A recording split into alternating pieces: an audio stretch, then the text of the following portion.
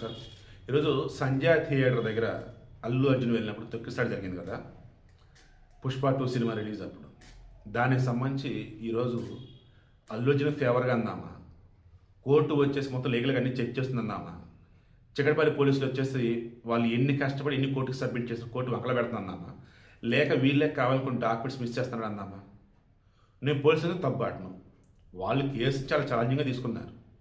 అటువంటప్పుడు వాళ్ళు ఎందుకు సబ్మిట్ చేసి కోర్టుకి సబ్మిట్ చేయరు? ఇప్పటి వరకు 3 ఛార్జ్షీట్లు ఇచ్చారు, మొత్తం 23 మంది అక్యూజ్డ్, అందులో అర్జున్ కూడా ఉన్నాడు. మొదటి ఛార్జ్షీట్లు ఏదో లేవని వెనక పంపాను. రెండో ఛార్జ్షీట్ అంతే. ఇక్కడ మూడో ఛార్జ్షీట్ మొత్తం సబ్మిట్ చేస్తే హార్డ్ డిస్కులు లేవు, సీడీలు లేవు, పెన్ డ్రైవ్లు లేవు, లైక్ ఈ వేలో ఇంకొన్ని కోర్టుకు కావాల్సినటువంటి డేటా ఏదైతుందో అవి లేవు అని మళ్ళీ వెనక పంపించారు. యాగానే ఇప్పుడు చికటపల్లి పోలీసులు ఆ సంజయ్ థియేటర్ తొక్కిసలాట కేసు అయితే ఛాలెంజ్గా తీసుకొని మొత్తం డీల్ చేస్తున్నారు.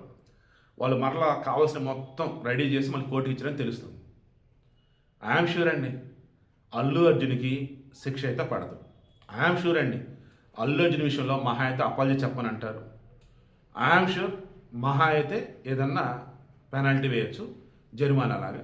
ఆల్రెడీ కుటుంబానికి ఇచ్చారని చెప్పేసి అల్లు చూసాడు మొత్తం చెప్తారు కదా లాయర్లు. ఇంకెక్కడితో వదిలేమన్నాను, లేదన్నప్పుడు ఇక్కడి నుంచి జాగ్రత్త ఉండమని ఏదో చెప్తారు.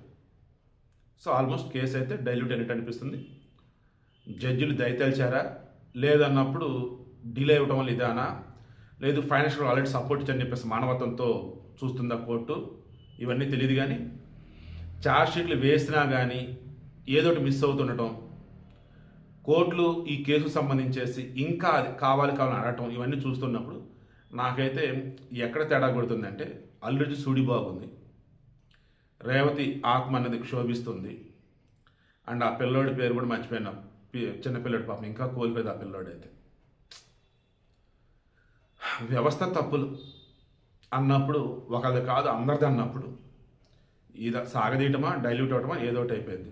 బట్ అంతిమంగా అయితే నేను అనుకోవటం ఎవరికి జైలు శిక్ష పడదు, వేస్తే జరిమానాలు వేస్తారు, లేదన్నప్పుడు అపాలజీ అందరి ముందు చెప్పని చెప్పేసి అంటారా నేత అనుకుంటూ ఉన్నాను.